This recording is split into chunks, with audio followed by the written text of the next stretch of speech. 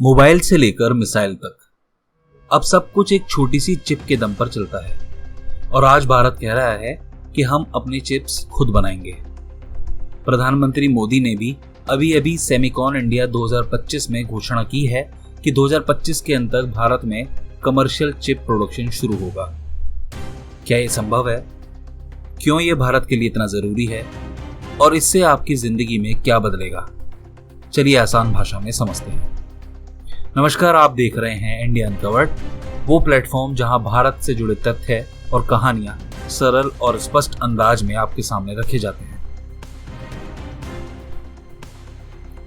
सबसे पहले जानते हैं ये सेमीकंडक्टर चिप्स होती क्या हैं और इनका काम क्या होता है। सेमीकंडक्टर चिप्स बेसिकली इलेक्ट्रॉनिक्स का ब्रेन है। Smartphone, laptop, car, power grid, 5G, AI server, medical devices, इसका उपयोग हर जगह होता है। वैश्विक अर्थव्यवस्था डिजिटल हो रही है और चिप निर्भरता राष्ट्र शक्ति से सीधे जुड़ी हुई है। यानी जिसके पास सेमीकंडक्टर चिप्स बनाने की तकनीक है वो देश अब पावरफुल है। इसका प्रभाव सुरक्षा, सप्लाई चेन और नौकरियों सब पर पड़ता है। अब जानते हैं भारत को अपनी चिप्स क्यों बनानी चाहिए।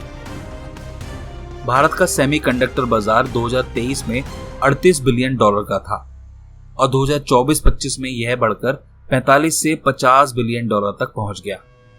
मोदी सरकार का टारगेट है कि यह बाजार 2030 तक 100 से 110 बिलियन डॉलर तक पहुंच सके।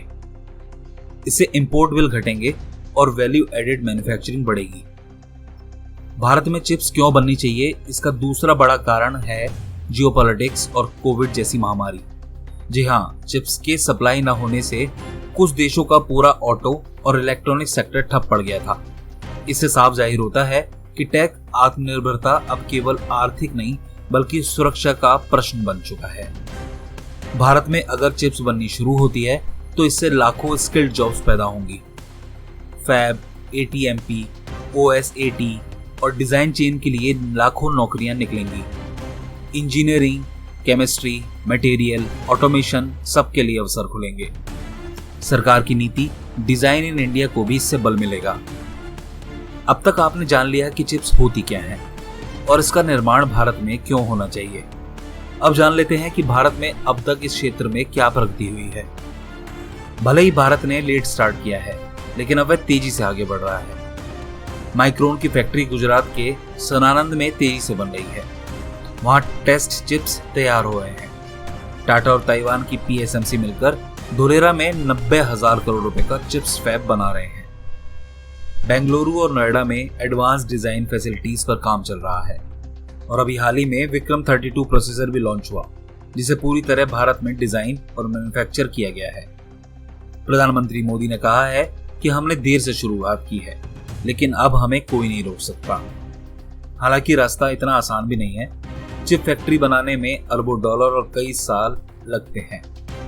इसके लिए 24 घंटे 7 दिन बिजली, अल्ट्रा प्योर पानी और हाई लेवल इंजीनियरिंग चाहिए।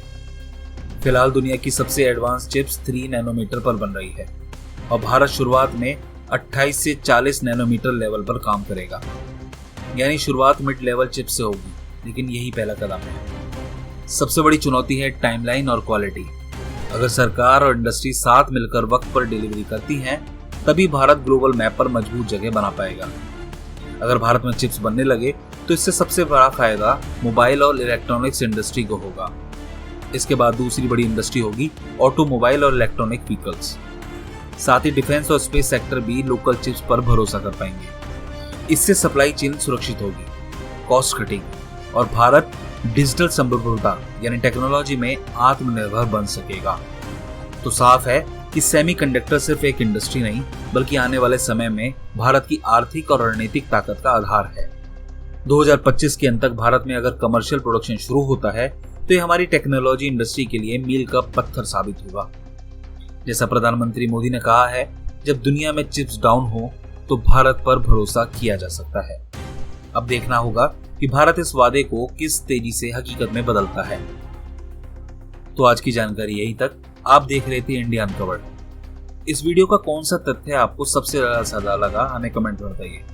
हम फिर मिलेंगे भारत के एक और नए पहलू के साथ। तब तक के लिए नमस्कार।